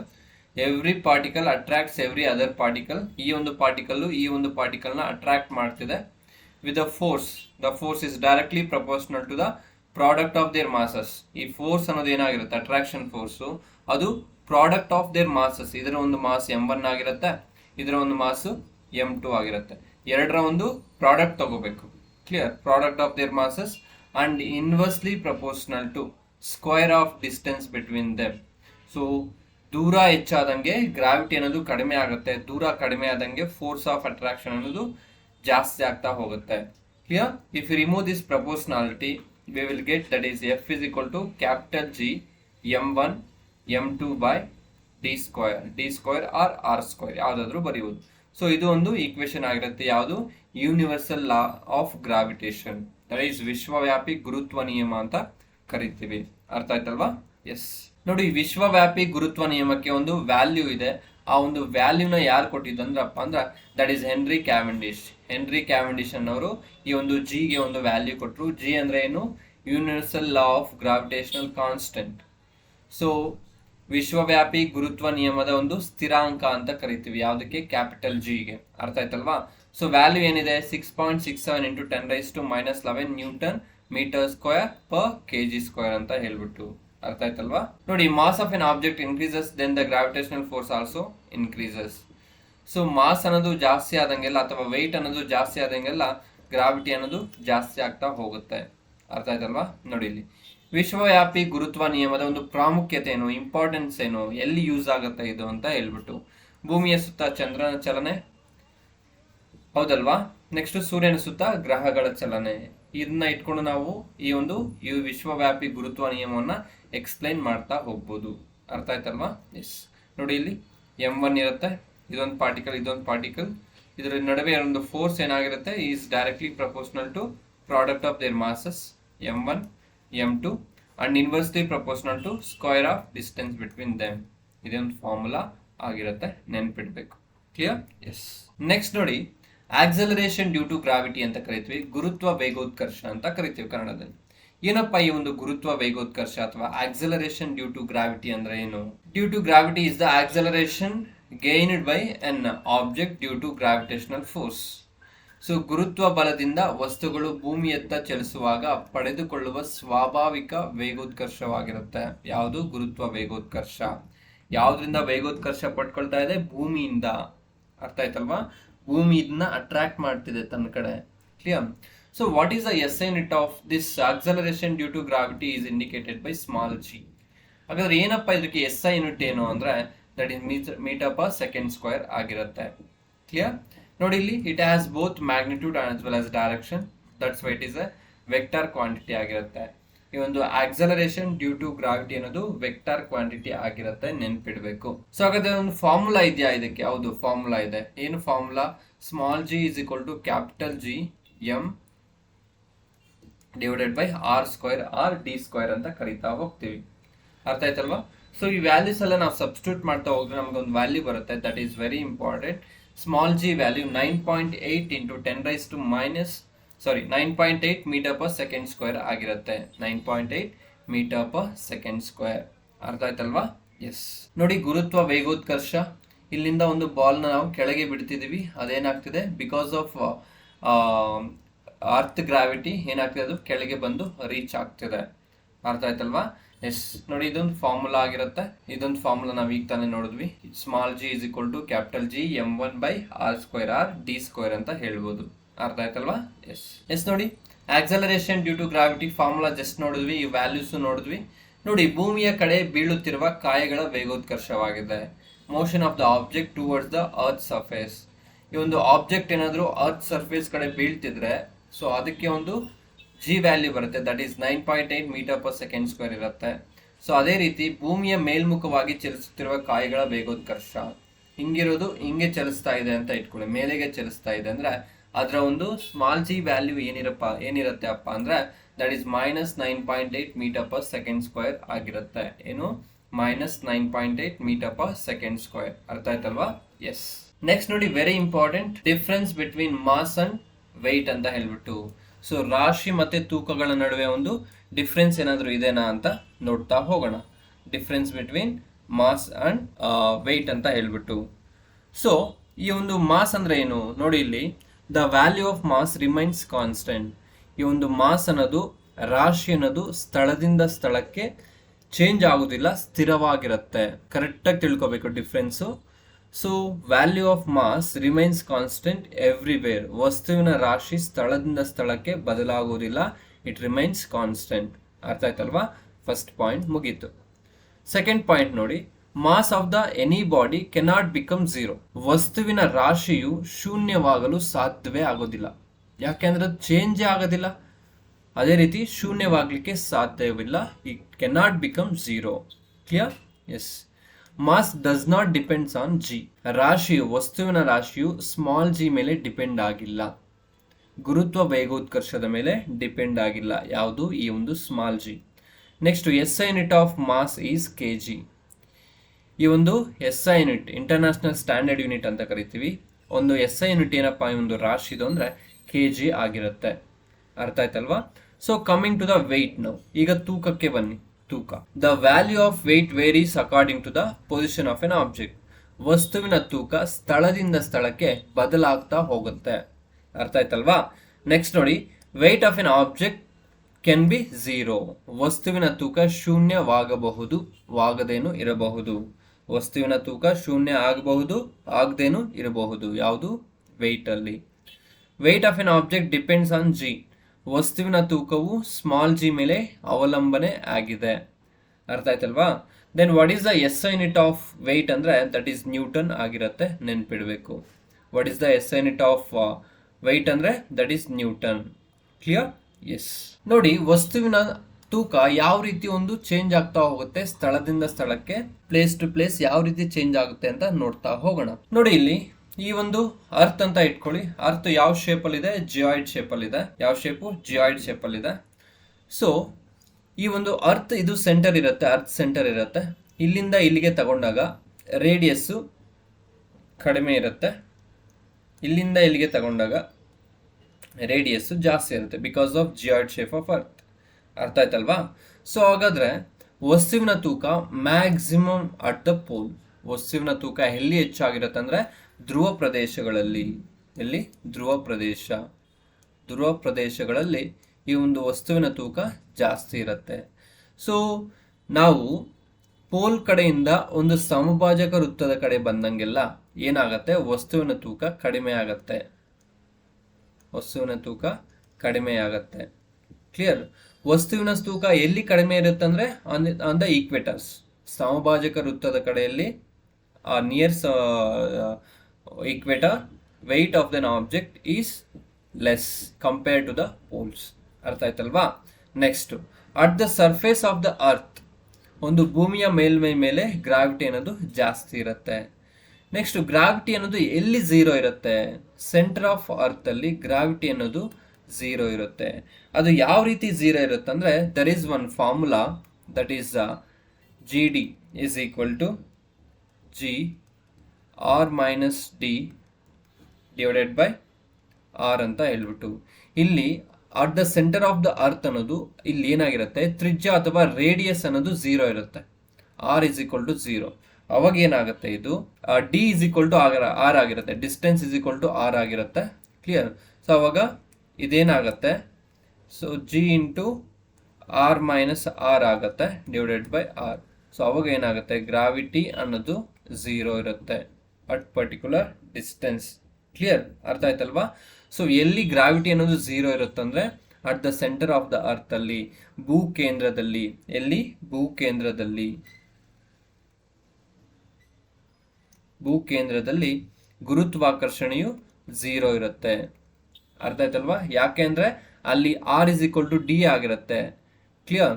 ಸೊ ರೇಡಿಯಸ್ ಅನ್ನೋದು ಯಾವುದಕ್ಕೆ ಈಕ್ವಲ್ ಆಗಿರುತ್ತೆ? ಡೆಪ್ತ್ಗೆ ಈಕ್ವಲ್ ಆಗಿರುತ್ತೆ. ಸೊ ರೇಡಿಯಸ್ ಅನ್ನೋದೇ ಝೀರೋ ಇರುತ್ತೆ at the centre of earth ಅಲ್ಲಿ. ಸೊ ಅದಕ್ಕೆ ಈ ಒಂದು ಗ್ರಾವಿಟಿ ಅನ್ನೋದು ಕೂಡ ಝೀರೋ ಇರುತ್ತೆ. ಗ್ರಾವಿಟಿ ಅನ್ನೋದು ಝೀರೋ ಇದ್ದಾಗ ಏನಾಗುತ್ತೆ? ವೆಯ್ಟ್ ಅನ್ನೋದು ಕೂಡ ಝೀರೋ ಆಗಿರುತ್ತೆ. ಯಾಕೆಂದ್ರೆ weight is equal to mass into gravity. Gravity zero ಇದ್ದಾಗ ಝೀರೋ ಇಂಟು ಎನಿಥಿಂಗ್ ಝೀರೋನೇ ಆಗಿರುತ್ತೆ, ನೆನ್ಪಿಡ್ಬೇಕು. ಅರ್ಥ ಆಯ್ತಲ್ವಾ? ನೋಡಿ, weight is minimum at the equators. ಒಂದು ಸಮಭಾಜಕ ವೃತ್ತದಲ್ಲಿ ನೋಡ್ಬೇಕಾದ್ರೆ ವೆಯ್ಟ್ ಅಥವಾ ತೂಕ ಅನ್ನೋದು ಕಡಿಮೆ ಇರುತ್ತೆ, ಧ್ರುವ ಪ್ರದೇಶಗಳಲ್ಲಿ ಹೆಚ್ಚಾಗಿರುತ್ತೆ. ಅರ್ಥ ಆಯ್ತಲ್ವಾ? ಸೊ ಒಂದು ಕ್ವಶನ್ ಕೇಳಿದ್ರು, ಫಾರ್ ಎಕ್ಸಾಂಪಲ್ ಇಂಡಿಯಾ ಮ್ಯಾಪ್ ತಗೊಳ್ಳಿ. ಈ ತರ ನೋಡಿ, ಇರ್ಲಿ, ಇಷ್ಟು ಮಾತ್ರ ಸಾಕು. ಸೊ ಒಬ್ಬ ವ್ಯಕ್ತಿ ಎಲ್ಲಿದ್ದಾನೆ ಅಂದ್ರೆ ಕೋಲ್ಕತ್ತಾದಲ್ಲಿದ್ದಾನೆ. ಎಲ್ಲಿ? ಕೋಲ್ಕತ್ತಾದಲ್ಲಿದ್ದಾನೆ. ಇನ್ನೊಬ್ಬ ವ್ಯಕ್ತಿ ಎಲ್ಲಿದ್ದಾನೆ? ನಮ್ಮ ಜಮ್ಮು ಕಾಶ್ಮೀರಲ್ಲಿದ್ದಾನೆ. ಎಲ್ಲಿ? ಜಮ್ಮು ಕಾಶ್ಮೀರದಲ್ಲಿ ಇದ್ದಾನೆ, ಕಾಶ್ಮೀರಲ್ಲಿದ್ದಾನೆ. ಎಲ್ಲಿ ವಸ್ತುವಿನ ತೂಕ, ಅವನ body weight of an object, weight of that body ಎಲ್ಲಿ ಜಾಸ್ತಿ ಇರುತ್ತೆ ಅಂತ ಕ್ವಶನ್ ಕೇಳಿದ್ರು. ಒಬ್ಬ ಎಲ್ಲಿದ್ದಾನೆ? ಕೋಲ್ಕತ್ತಾದಲ್ಲಿದ್ದಾನೆ. ಅದೇ ವ್ಯಕ್ತಿ ಎಲ್ಲಿ ಹೋಗಿದ್ದಾನೆ? ಕಾಶ್ಮೀರಲ್ಲಿ ಹೋಗಿದ್ದಾನೆ. ಎಲ್ಲಿ ವೆಯ್ಟ್ ಜಾಸ್ತಿ ಇರುತ್ತೆ ಅಂದ್ರೆ ಆಬ್ವಿಯಸ್ಲಿ ಕಾಶ್ಮೀರಲ್ಲಿ. ಯಾಕೆ ಅಂದ್ರೆ ಕಾಶ್ಮೀರ ಅನ್ನೋದು ಪೋಲ್, ಧ್ರುವ ಪ್ರದೇಶಗಳ ಕಡೆಗೆ ಹತ್ರ ಇದೆ. ಸೊ ಸಮಭಾಜಕ ವೃತ್ತದ ಕಡೆಗೆ ಹತ್ರ ಇರೋದು ಯಾವುದು ಅಂದ್ರೆ ದಟ್ ಈಸ್ ಕೋಲ್ಕತ್ತಾ ಆಗಿರುತ್ತೆ. ಸೊ ಸಮಭಾಜಕ ವೃತ್ತ ಕಡೆ ಬಂದಂಗೆಲ್ಲ ವೆಯ್ಟ್ ಅನ್ನೋದು ಕಡಿಮೆ ಆಗುತ್ತೆ, ಧ್ರುವ ಪ್ರದೇಶಗಳಿಗೆ ಹೋದಂಗೆಲ್ಲ ವೆಯ್ಟ್ ಅನ್ನೋದು ಜಾಸ್ತಿ ಆಗ್ತಾ ಹೋಗುತ್ತೆ. ಅರ್ಥ ಆಯ್ತಲ್ವಾ ಈ ಕಾನ್ಸೆಪ್ಟ್? ಎಸ್. ನೆಕ್ಸ್ಟ್, ಇಲ್ಲಿ ಬನ್ನಿ. ಒಂದು ಲಿಫ್ಟಲ್ಲಿ ನಾವು ಎಲ್ಲ ಪ್ರಯಾಣ ಮಾಡಿರ್ತೀವಿ, ಹೌದಲ್ವಾ? ಲಿಫ್ಟಲ್ಲಿ ಪ್ರಯಾಣ ಮಾಡೇ ಇರ್ತೀವಿ, ನಮಗೆ ಇದೆಲ್ಲ ಅನುಭವ ಆಗಿರುತ್ತೆ. ಕ್ಲಿಯರ್? ಸೊ ಒಂದು ಲಿಫ್ಟಲ್ಲಿ ನಾವು ಟ್ರಾವೆಲ್ ಮಾಡ್ತಿರ್ಬೇಕಾದ್ರೆ ಒಂದು ನಮ್ಮ ವೆಯ್ಟ್ ಯಾವ ರೀತಿ ಒಂದು ವೇರಿ ಆಗ್ತಾ ಹೋಗುತ್ತೆ ಅಂತ ಹೇಳ್ಬಿಟ್ಟು ನೋಡಿ. ಇಲ್ಲಿ ಲಿಫ್ಟ್ ಜಸ್ಟ್ ನಾವು ಹತ್ತಿದ್ದೀವಿ ಲಿಫ್ಟ್ಗೆ, ಅದು ರೆಸ್ಟಲ್ಲಿದೆ. ಅವಾಗ ಏನಾಗುತ್ತೆ? ನಮ್ಮ ವೆಯ್ಟು ನಾರ್ಮಲ್ ವೆಯ್ಟೇ ಇರುತ್ತೆ. ಅವಾಗ ಲಿಫ್ಟ್ದು ಒಂದು ಆಕ್ಸಲರೇಷನ್ ಏನಾಗುತ್ತೆ? ಅದು ಮೂವ್ಮೆಂಟಲ್ಲಿ ಇರಲ್ಲ, ಆಕ್ಸಲರೇಷನ್ ಅನ್ನೋದು ಝೀರೋ ಇರುತ್ತೆ. ಕ್ಲಿಯರ್? ನೆಕ್ಸ್ಟ್ ಸೆಕೆಂಡ್ ಕೇಸ್, ಇದು ಅರ್ಥ ಆಯ್ತು. ಸೆಕೆಂಡ್ ಕೇಸ್ ಏನಂದ್ರೆ, ನಾವು ಲಿಫ್ಟಲ್ಲಿ ಮೇಲೆಗೆ ಹೋಗ್ತಾ ಇದೀವಿ, ಆಕ್ಸಲರೇಷನ್ ಇನ್ ದಿಸ್ ಡೈರೆಕ್ಷನ್ ಇದೆ, ಮೇಲೆಗೆ ಹೋಗ್ತಿದೀವಿ, ಆಕ್ಸಲರೇಷನ್ ಇದೆ. ಸೊ ಅವಾಗ ನಮ್ಮನ್ನ ಹೊತ್ಕೊಂಡು ಅದು ಮೇಲೆಗೆ ಹೋಗ್ತಿರುತ್ತೆ, ಗ್ರೇಟರ್ ದೆನ್ ನಾರ್ಮಲ್ ವೆಯ್ಟ್. ನಾವು ನಾರ್ಮಲ್ ವೆಯ್ಟ್ ಏನಿರ್ತೀವಿ ಸಾಮಾನ್ಯ ತೂಕಕ್ಕಿಂತ ಹೆಚ್ಚಾಗಿರುತ್ತೆ. ಇಲ್ಲಿ ಸಾಮಾನ್ಯ ತೂಕಕ್ಕಿಂತ ಹೆಚ್ಚಿಗಿರುತ್ತೆ. ತೂಕ ಹೆಚ್ಚಾಗಿ ಗೊತ್ತಾಗುತ್ತೆ ಇಲ್ಲಿ ನಾವು ಮೇಲೆಗೆ ಹೋಗುವಾಗ. ಅದೇ ಒಂದು ಆಕ್ಸಲರೇಷನ್, ನಾವು ಮೇಲಿಂದ ಕೆಳಗೆ ಬರ್ತಿದೀವಿ ಅಂದ್ರೆ ಲಿಫ್ಟಲ್ಲಿ ಲೆಸ್ ದ್ಯಾನ್ ನಾರ್ಮಲ್ ವೆಯ್ಟ್ ಅನ್ನೋದು ನಮಗೆ ಕಡಿಮೆ ಇರುತ್ತೆ. ವೆಯ್ಟ್ ಡಿಕ್ರೀಸಸ್, ವೆಯ್ಟ್ ಅನ್ನೋದು ಕಡಿಮೆ ಇರುತ್ತೆ, ತೂಕ ಕಡಿಮೆ. ಅದೇ ರೀತಿ ಫಾರ್ ಎಕ್ಸಾಂಪಲ್ ಏನೋ ಒಂದು ಇದು ಕಟ್ ಆಯಿತು, ಆ ಕನೆಕ್ಷನ್ ಅನ್ನೋದು ಕಟ್ ಆಯಿತು, ನಾವು ಫ್ರೀಯಾಗಿ ಬೀಳ್ತಾ ಇದ್ದೀವಿ, ಲಿಫ್ಟಲ್ಲಿ ಆರಾಮಾಗಿ ಬೀಳ್ತಾ ಇದ್ದೀವಿ, ಅವಾಗ ಏನಿರುತ್ತೆ, 0 ವೆಯ್ಟ್ ಆಗುತ್ತೆ, ವೆಯ್ಟ್ ಅನ್ನೋದು 0 ಇರುತ್ತೆ. ಅರ್ಥ ಆಯ್ತಲ್ವಾ? ಫಸ್ಟ್ ಕೇಸಲ್ಲಿ ನಾರ್ಮಲ್ ವೆಯ್ಟ್ ಇರುತ್ತೆ, ಸೆಕೆಂಡ್ ಕೇಸಲ್ಲಿ ನಾವು ಮೇಲೆಗೆ ಹೋಗ್ತಿದ್ದೀವಿ, ಅವಾಗ ಏನಾಗುತ್ತೆ, ಒಂದು ತೂಕ ಅನ್ನೋದು ಜಾಸ್ತಿ ಆಗುತ್ತೆ, ಕೆಳಗೆ ಬರ್ತಿದ್ದೀವಿ, ತೂಕ ಅನ್ನೋದು ಕಡಿಮೆ ಆಗುತ್ತೆ. ಒಂದು ಲಿಫ್ಟಲ್ಲಿ ಅದು ವೈರ್ ಕಟ್ ಆಗ್ಬಿಟ್ಟು ಮುಕ್ತವಾಗಿ ಬೀಳ್ತಾ ಇದೀವಿ ಅಂದ್ರೆ 0 ಇರುತ್ತೆ, ನೆನ್ಪಿಡ್ಬೇಕು. ಅರ್ಥ ಆಯ್ತಲ್ವಾ? ಎಸ್. ನೋಡಿ, weight of an object, the weight of an object at the equators is slightly less than the weight of an object at the pole. The weight of an object is more on the surface of the earth. ಭೂಮಿಯ ಮೇಲ್ಮೈಯಲ್ಲಿ ತೂಕವು ಹೆಚ್ಚಾಗಿ ತೂಗುತ್ತದೆ. ಅರ್ಥ ಆಯ್ತಲ್ವಾ? So weight of an object is 0, is centre of the earth is 0. ನೋಡಿದ್ವಲ್ಲ ಆಗ್ಲೇನೆ ಯಾಕೆ 0 ಇರುತ್ತಂತ. The weight of an object above the earth surface and below the earth surface will decreases due to the g decreases. Above the earth surface, ನಾವು ಭೂಮಿಯ ಮೇಲ್ಗಡೆಗೆ ಹೋದಂಗೆಲ್ಲ ಅಥವಾ ಮೇಲ್ಮೈಗೆ ಹೋದಂಗೆಲ್ಲ ಏನಾಗುತ್ತೆ, ಒಂದು ಗ್ರಾವಿಟಿ ಅನ್ನೋದು ಕಡಿಮೆ ಆಗ್ತಾ ಹೋಗುತ್ತೆ, ಅಥವಾ ಗ್ರಾವಿಟಿ ಯಾವಾಗ ಕಡಿಮೆ ಆಗುತ್ತೋ ವೆಯ್ಟ್ ಅನ್ನೋದು ಕಡಿಮೆ ಆಗ್ತಾ ಹೋಗುತ್ತೆ. ಅರ್ಥ ಆಯ್ತಲ್ವಾ? ಎಸ್. ನೆಕ್ಸ್ಟ್ ನೋಡಿ, the weight of an object less on the moon than the earth because of gravitational force of earth is more than the moon. So ಯಾಕೆ ಈ ತರ ಆಗುತ್ತೆ? ಮೂನಲ್ಲಿ ಒಂದು ವೆಯ್ಟು, ಭೂಮಿಯಲ್ಲಿ ಒಂದು ವೆಯ್ಟು ಯಾವ ರೀತಿ ವೇರಿ ಆಗ್ತಾ ಹೋಗುತ್ತೆ ಅಂದ್ರೆ ಅದು ಯಾವ್ದ್ರ ಮೇಲೆ ಡಿಪೆಂಡ್ ಆಗಿರುತ್ತೆ, ವೆಯ್ಟ್ ಅನ್ನೋದು ಗ್ರಾವಿಟಿ ಮೇಲೆ ಡಿಪೆಂಡ್ ಆಗಿರುತ್ತೆ. ಈ ಮಾಸ್ ಅಥವಾ ರಾಶಿ ಅನ್ನೋದು ಯಾವಾಗೂ ಚೇಂಜ್ ಆಗೋದಿಲ್ಲ, ಬಟ್ ವೆಯ್ಟು ಅಥವಾ ಗ್ರಾವಿಟಿ ಅನ್ನೋದು ಚೇಂಜ್ ಆಗ್ತಾ ಹೋಗುತ್ತೆ. ಯಾವಾಗ ಒಂದು ಗ್ರಾವಿಟಿ ಚೇಂಜ್ ಆಗುತ್ತೋ ವೆಯ್ಟ್ ಅನ್ನೋದು ಚೇಂಜ್ ಆಗ್ತಾ ಹೋಗುತ್ತೆ. ಅರ್ಥ ಆಯ್ತಲ್ವಾ? ಎಸ್. ನೋಡಿ, the moon's mass is 1/100 times and 1/4 times of Earth's radius. As a result, when compared to the Earth, the gravitational attraction on the moon is about 1/6. Thus, the object weight on the moon is 1/6 of its Earth weight. ಒಂದು ವಸ್ತುವನ್ನು ಭೂಮಿಯ ಮೇಲೆ ತೂಗಿ ಅದೇ ವಸ್ತುವನ್ನು ಚಂದ್ರನ ಮೇಲೆ ತೂಗಿದಾಗ ಕಡಿಮೆ ತೂಗುತ್ತದೆ, ಏಕೆಂದರೆ ಜೀನ ಬೆಲೆ ಕಡಿಮೆ ಆಗುತ್ತೆ. ಒಂದು ಜೀನ ಬೆಲೆ ಏನಾಗಿರುತ್ತೆ, ಚಂದ್ರನದು ಕಡಿಮೆ ಇರುತ್ತೆ. ಸೊ ಚಂದ್ರನ ಮೇಲೆ ಒಂದು ವಸ್ತುವಿನ ತೂಕವು ಭೂಮಿಯ ತೂಕದ ಎಷ್ಟರಷ್ಟಿರುತ್ತೆ, 1/6 ಇರುತ್ತೆ. ಅಂದ್ರೆ ಇಲ್ಲಿ ನೋಡಿ, ಇದು ಮೂನು, ಇದು ಭೂಮಿ ಅರ್ತ್. ಇಲ್ಲಿ ಮಾಸ್ ಏನಿದೆ 120 kg ಇದೆ, ರಾಶಿ ಏನು ಬದಲಾವಣೆ ಆಗ್ತಿಲ್ಲ, 120 ಅಷ್ಟೇ ಇದೆ. ವೆಯ್ಟ್ ನೋಡಿ, ತೂಕ ಇಲ್ಲಿ 120 kg ಇದೆ, ಬಟ್ ಇಲ್ಲಿ ನಾವೇನ್ ಮಾಡಬೇಕು, 120/6 ಮಾಡಬೇಕು. ಅವಾಗ ನಮ್ಗೆ ಎಷ್ಟು ಬರುತ್ತೆ, ಈ ಒಂದು 20 ನ್ಯೂಟನ್ ಅನ್ನೋದು ಬರುತ್ತೆ. ಇಲ್ಲಿ 120 ಇದ್ರೆ ಇಲ್ಲಿ 20 ಇರುತ್ತೆ. ಅರ್ಥ ಆಯ್ತಲ್ವಾ? ಎಸ್. ನೋಡಿ, ನೆಕ್ಸ್ಟ್ ಬಂದ್ಬಿಟ್ಟು ಗೆಲಿಲಿಯೋ ಬಗ್ಗೆ ಮಾತಾಡ್ತಾ ಹೋಗೋಣ. ಈ ಒಂದು ಗೆಲಿಲಿಯೋ ಒಂದು ಎಕ್ಸ್ಪೆರಿಮೆಂಟ್ ಮಾಡ್ತಾನೆ. ಏನ್ ಮಾಡ್ತಾನೆ, ಈ ಒಂದು ಎಕ್ಸ್ಪೆರಿಮೆಂಟ್ ಮೊದಲಿಗೆ ಯಾರಪ್ಪ ಮಾಡಿದಂದ್ರೆ ಇದನ್ನ ಒಂದು ಕಂಡಿಡಿದಿದ್ದು ಯಾರು ಅಂದ್ರೆ ಅರಿಸ್ಟಾಟಲ್. ಬಟ್ ಇವನ್ ಏನ್ ಮಾಡ್ತಾನೆ, ಅರಿಸ್ಟಾಟಲ್ನ ಟಾಟಲ್ಗೆ ಇದು ಪ್ರೂವ್ ಮಾಡ್ಲಿಕ್ಕೆ ಆಗೋದಿಲ್ಲ. ಏನ್ ಮಾಡ್ಲಿಕ್ಕೆ? ಪ್ರೂವ್ ಮಾಡ್ಲಿಕ್ಕೆ. ಸೊ ಇದು ಏನ್ ಹೇಳ್ತಾನೆ ಅಂದ್ರೆ, ತೂಕವುಳ್ಳ ಯಾವುದೇ ಕಾಯದ ಕೆಳಮುಖ ಚಲನೆಯ ವೇಗ ಅದರ ಗಾತ್ರಕ್ಕೆ ಅನುಪಾತವಾಗಿರುತ್ತೆ ಅಂತ ಅರಿಸ್ಟಾಟಲ್ ಹೇಳ್ತಾನೆ. ಅದೇ ಹಂಗೇನಂದ್ರೆ, ಒಂದು ಮುಕ್ತವಾದ ಒಂದು ಪ್ರದೇಶದಲ್ಲಿ ಎರಡು ವಸ್ತುಗಳನ್ನ ಒಂದೇ ಸಮಯ ಬಿಟ್ರೆ ಅವು ಒಂದೇ ಒಂದು ಟೈಮಲ್ಲಿ ಒಂದು ಸರ್ಫೇಸ್ ನ ರೀಚ್ ಆಗುತ್ತೆ, ಅಥವಾ ವ್ಯಾಕ್ಯೂಮ್ ಅಲ್ಲಿ ಬಿಟ್ರೆ ಒಂದು ರೀಚ್ ಆಗುತ್ತೆ ಅರ್ತ್ ಸರ್ಫೇಸ್ ನ ಅಂತ ಹೇಳ್ತಾನೆ ಯಾರು, ಅರಿಸ್ಟಾಟಲ್. ಬಟ್ ಅವನಿಗೆ ಪ್ರೂವ್ ಮಾಡ್ಲಿಕ್ಕೆ ಏನೋ ಒಂದು ಆಧಾರ ಸಿಗ್ಲಿಲ್ಲ. ನೆಕ್ಸ್ಟ್ ಯಾರು ಬರ್ತಾರಂದ್ರೆ ಒಂದು ಗೆಲಿಲಿಯೋ ಒಂದು ಬಂದು ಇದನ್ನ ಪ್ರೂವ್ ಮಾಡ್ತಾನೆ. ನೋಡಿ ಇಲ್ಲಿ ನೋಡಿ, ಈ ಒಂದು ಚಿತ್ರದಲ್ಲಿ ನೀವು ಗಮನಿಸಬಹುದು, ಒಂದು ಐರನ್ ಬಾಲ್ ತಗೊಂಡಿದ್ದೀನಿ, ಒಂದು ಫೆದರ್ ತಗೊಂಡಿದ್ದೀನಿ. ಸೊ ಒಂದು ರೆಕ್ಕೆ ತಗೊಂಡಿದ್ದೀನಿ, ಒಂದು ಐರನ್ ನ ಒಂದು ಕಬ್ಬಿಣದ ಬಾಲ್ ತಗೊಂಡಿದ್ದೀನಿ, ಇಲ್ಲಿ ಬಿಡ್ತಾ ಇದ್ದೀನಿ. ಇದು ನಾರ್ಮಲ್ ಅಟ್ಮಾಸ್ಫಿಯರ್ ವಾತಾವರಣದಲ್ಲಿ ಏನಾಗ್ತಿದೆ, ಫಸ್ಟ್ ಐರನ್ ರಾಡ್ ಅನ್ನೋದು ಕೆಳಗೆ ಬರ್ತದೆ, ಮತ್ತೆ ಅದು ರೆಕ್ಕೆ ಬಂದು ಕೆಳಗೆ ಬೀಳ್ತಿದೆ, ಹೌದಲ್ವಾ? ಅದೇ ರೀತಿ ಈ ಒಂದು ಪಿಕ್ಚರ್ ನ ಗಮನಿಸಿ, ಈ ಒಂದು ಪಿಕ್ಚರ್ ಗಮನಿಸಿ, ಇದು ನೋಡಿದ್ವಿ ತಾನೆ, ಇದು ಗಮನಿಸಿ. ಒಂದು ಐರನ್ ಮತ್ತೆ ಒಂದು ಫೆದರ್ ಏನಿದೆ ಅವೆರಡನ್ನು ಒಂದೇ ಸರಿ ಬಿಡ್ತಾ ಇದೀವಿ ನಿರ್ವಾತ ಪ್ರದೇಶದಲ್ಲಿ, ಒಂದೇ ಸರಿ ಬಂದು ಏನಾಗುತ್ತೆ, ಅರ್ತ್ ಸರ್ಫೇಸ್ಗೆ ರೀಚ್ ಆಗುತ್ತೆ. ಇದನ್ನ ಕನ್ಕ್ಲೂಡ್ ಮಾಡಿದ್ದು ಯಾರಪ್ಪ ಅಂದ್ರೆ ಗೆಲಿಲಿಯೋ ಅನ್ನೋ ಒಬ್ಬ ಸೈಂಟಿಸ್ಟ್ ಕನ್ಕ್ಲೂಡ್ ಮಾಡ್ತಾ ಹೋಗ್ತಾನೆ. ನೋಡಿ ಇಲ್ಲಿ, ಈ conclude that in vacuum all objects fall with the same acceleration, that is g, reach the ground at the same time. ನಿರ್ವಾತ ಪ್ರದೇಶದಲ್ಲಿ ಎಲ್ಲಾ ವಸ್ತುಗಳು ಒಂದೇ ವೇಗದೊಂದಿಗೆ ಬೀಳುತ್ತೆ ಮತ್ತು ಒಂದೇ ಸಮಯದಲ್ಲಿ ನೆಲವನ್ನು ತಲುಪುತ್ತದೆ ಅಂತ ಹೇಳ್ತಾನೆ. ಯಾರು? ಈ ಒಂದು ಗೆಲಿಲಿಯೋ. ಅರ್ಥ ಆಯ್ತಲ್ವಾ? ಸೊ ಈ ಒಂದು ಎಕ್ಸ್ಪೆರಿಮೆಂಟ್ ಮಾಡಿದ ಯಾರಪ್ಪ ಅಂದ್ರೆ ಗೆಲಿಲಿಯೋ ಅಂತ ಹೇಳ್ಬೋದು. ಕ್ಲಿಯರ್? ಎಸ್. ನೋಡಿ ಇಲ್ಲಿ ಈ ಒಂದು ನಿರ್ವಾತ ಅಥವಾ ವ್ಯಾಕ್ಯೂಮ್ ಅಂತ ಏನ್ ನೋಡಿದ್ವಿ, ನಿರ್ವಾತ ಅಥವಾ ವ್ಯಾಕ್ಯೂಮ್, ಇಲ್ಲಿ ಅಟ್ಮಾಸ್ಫಿಯರೇ ಇರೋದಿಲ್ಲ. ಓಕೆನಾ? ಸೊ ಇಂದು ನಿರ್ವಾತದಲ್ಲಿ ವಸ್ತುವಿನ ತೂಕ ಹೆಚ್ಚಾಗಿರುತ್ತೆ ಅಂತ ಹೇಳ್ತಾರೆ. ನಿರ್ವಾತದಲ್ಲಿ ಎಲ್ಲಿ ವಸ್ತುವಿನ ತೂಕ ಹೆಚ್ಚಾಗಿರುತ್ತೆ ಅಂದ್ರೆ ನಿರ್ವಾತದಲ್ಲಿ ವಸ್ತುವಿನ ತೂಕ ಹೆಚ್ಚಾಗಿರುತ್ತೆ. ವಸ್ತುವಿನ ತೂಕ ಎಲ್ಲಿ ಹೆಚ್ಚಾಗಿರುತ್ತೆ ಅಂದ್ರೆ ಭೂಮಿ ಮೇಲೆ, ಪೋಲ್ಸ್ ಅಲ್ಲಿ, ನಿರ್ವಾತದಲ್ಲಿ ಅಂತ ಕ್ವಶನ್ ಕೇಳ್ತಾರೆ. ನಾವು ಹೇಳ್ಬೇಕು that is vacuum. So ನಿರ್ವಾತದಲ್ಲಿ.